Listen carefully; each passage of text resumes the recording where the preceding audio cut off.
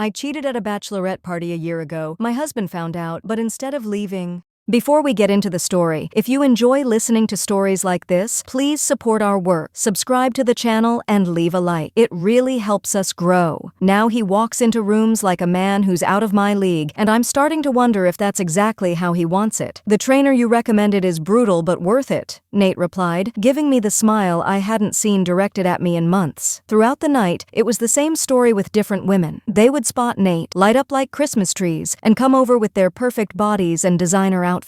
I stood there in my Target dress, which had looked amazing in my mirror at home but now felt cheap, making me feel like complete garbage. "Who are all these women?" I whispered in Nate between his adoring fan encounters. "Just colleagues," he said casually. "That's Vanessa. She's a model our firm represents. Same with Alexis over there in Madison." I glanced over at Madison, tall blonde, probably 25, wearing a dress that cost more than our monthly mortgage payment. "You represent a lot of models, huh?" I couldn't keep the edge out of my voice. Nate shrugged. "The entertainment division is growing. It's good for business." As the night wore on, I watched these women flirt shamelessly with my husband, touching his arm while laughing at his jokes, whispering things in his ear that made him smirk. One even had the nerve to straighten his tie, her hands lingering on his chest. The worst part? Nate wasn't exactly flirting back, but he wasn't shutting it down either. A wink here, a knowing smile there. He was eating up the attention while I stood by like some pathetic accessory. When one particularly gorgeous brunette handed Nate her business card for coffee sometime, I'd had enough. I grabbed his arm as soon as she walked away. "What is happening right now? Are you seriously going to get coffee with her?" Nate slipped the card into his pocket with a casual shrug. "It's networking, Brooke. That's how business works." That wasn't business.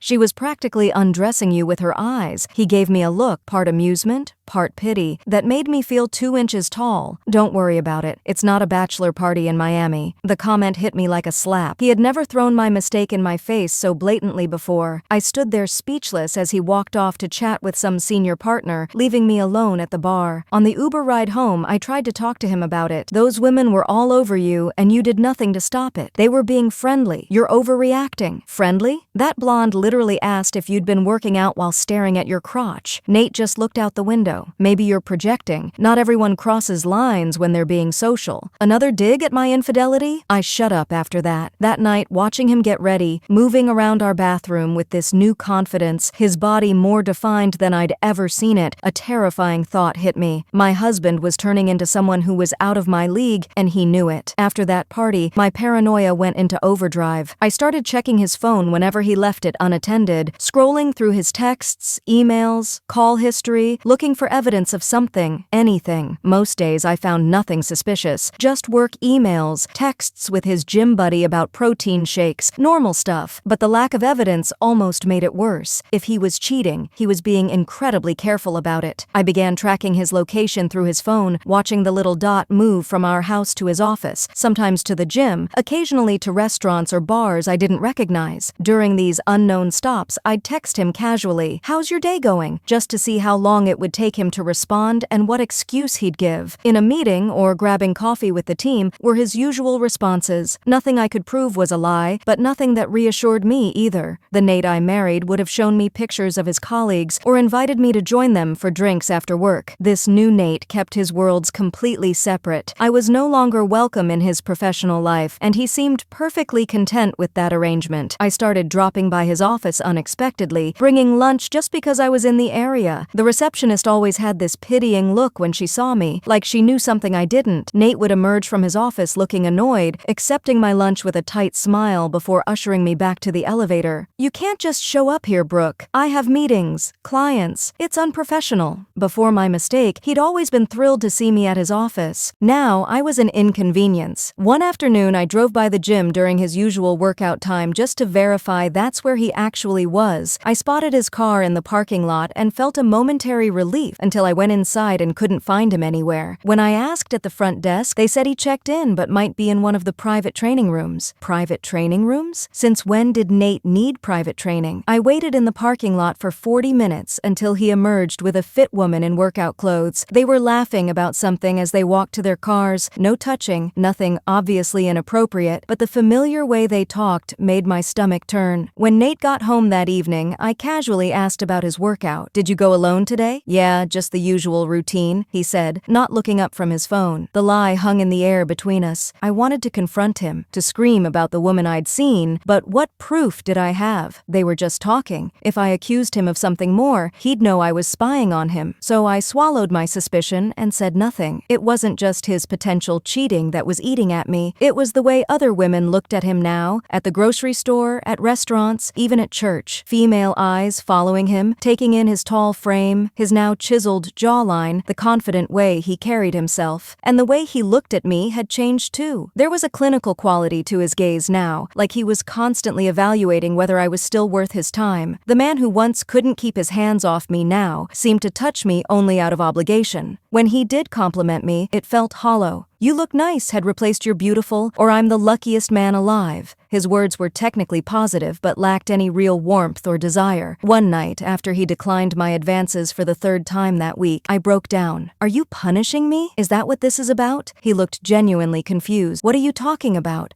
You're distant. You're cold. You barely touch me anymore. If you haven't forgiven me, just say so." Nate sighed, running a hand through his hair, a new nervous habit he'd developed. "I'm not punishing you, Brooke. I'm just focused on myself right now, on my career, on my health. Is that so wrong?" "It is when it feels like you're preparing for a life without me." He didn't deny it. He just looked at me with those unreadable eyes and said, "I'm preparing for a better life. Whether you're in it or not is up to you." I'd never felt more terrified in my entire marriage. A few weeks after my parking lot stakeout, I decided enough was enough. If Nate was cheating on me, I deserved to know. If he wasn't, then he needed to stop acting like he was about to trade me in for a newer model. I waited until he was home on a Saturday. He was reading something on his tablet, glasses perched on his nose, another new addition that somehow made him even more attractive. Damn it. I sat down across from him, heart pounding. "We need to talk," I said, using the same serious tone he'd used when confronting me about Miami. He looked up, expression neutral. "About whatever's going on with you, the late nights, the private training sessions you lie about, the women from your office who call you after hours." I'd heard him once taking a call in our backyard around 10 p.m., laughing softly into the phone. "Are you having an affair? Because if you are, I deserve to know." Nate removed his glasses slowly, setting them and the tablet aside for a moment. I thought I saw a flash of the old Nate, the one who was open with me, who shared everything. "I'm not having an affair, Brooke. Then why are you acting so different? Why do you barely look at me anymore? Why do you lie about who you're with?" He sighed, then got up and retrieved his phone. He pulled up his calendar and showed me his schedule for the past month. Training sessions with Alec, the woman I'd seen him with, were clearly marked. So were late meetings, client dinners, everything.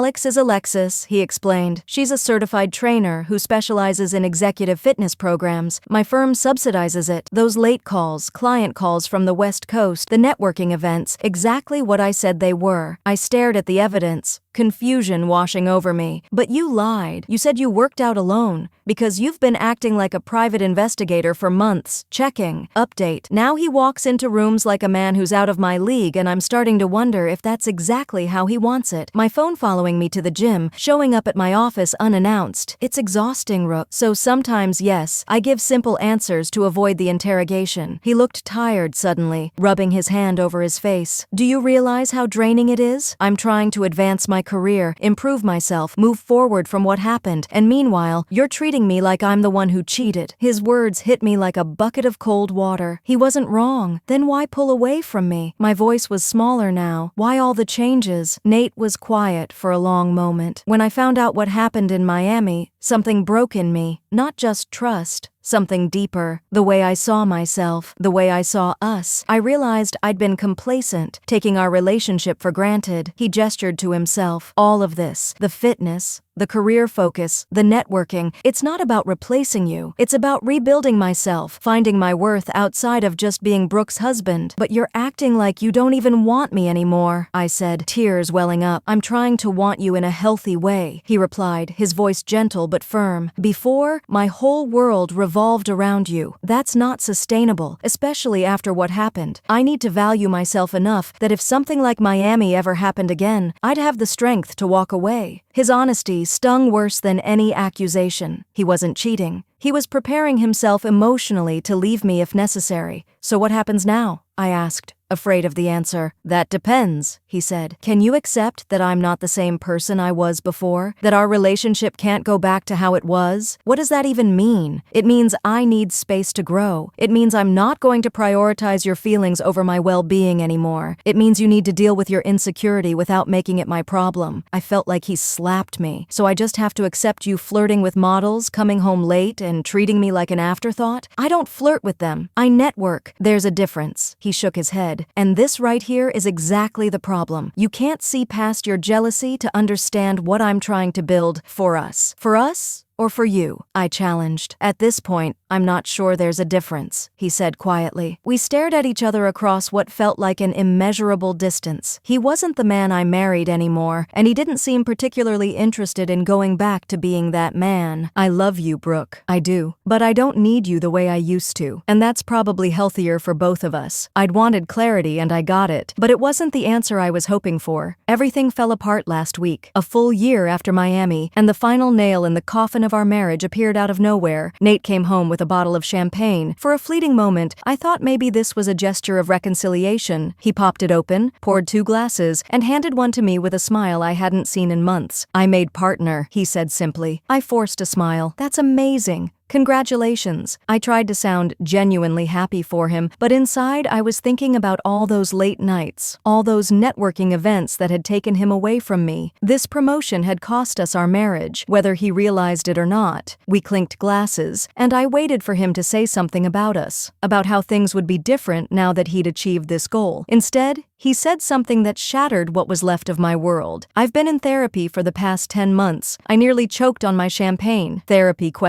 Why didn't you tell me? Because I needed to figure some things out on my own. He took a long sip of his drink. I've been working through what happened in Miami, my feelings about our marriage, what I want for my future. And what conclusions have you come to? I asked, already dreading the answer. I want a divorce, Brooke. The words hung in the air between us. No anger in his voice, no accusation, just calm certainty. But I thought you were trying to forgive me, I stammered. I have forgiven you, he said, his voice gentle. This isn't about punishment. It's about recognition. We're not good for each other anymore. Is there someone else? I had to ask, even though part of me didn't want to know. No, he said, looking me directly in the eyes. This is about me finally putting myself first. He explained that he'd already found an apartment and that he'd be moving out the following weekend. Everything was arranged. Lawyers, finances, even who would get which furniture. He'd been planning this for months while I was busy checking his phone and following him to the gym. What about everything we've built together? 3 years of marriage? Just gone? Nate gave me a sad smile. What exactly have we built, Brooke? A relationship where you cheated within the first year? Where I've spent the last 12 months trying to rebuild my self-worth? Or you've been more focused on catching me doing something wrong than on fixing what you broke? I had no answer for that. The next few days were a blur. Nate packed methodically, taking only what he needed. No arguments over possessions, no dramatic scenes, just the quiet dismantling of our life together. On his last day in our house, I made one final, desperate attempt. Please don't do this. We can go to therapy together. I can change. He paused, suitcase in hand. You know what my therapist helped me realize? That I deserve someone who wouldn't have cheated in the first place, someone who values faithfulness the same way I do. It was one mistake, I cried. A mistake is forgetting to pay a bill or burning dinner. You made a series of choices, Brooke. You chose to drink too much. You chose to dance with that guy. You chose to go to his hotel. And after, you chose to lie about it until you were caught. He wasn't angry as he said this. That would have been easier to handle. He was just clear, like he was finally seeing our relationship for what it really was. I wish you the best. I really do, he said. And I could tell he meant it. But we're done. I watched through our front window as he loaded the last of his things into his car. He looked lighter somehow. Unburdened. The man who drove away wasn't the same one I'd married 3 years ago. He was stronger, more confident, completely self-possessed. That night, scrolling mindlessly through social media to distract myself from the silence of my empty house, I saw a post from Vanessa, the redhead from the party, a group photo at some rooftop bar downtown, and there was Nate in the background,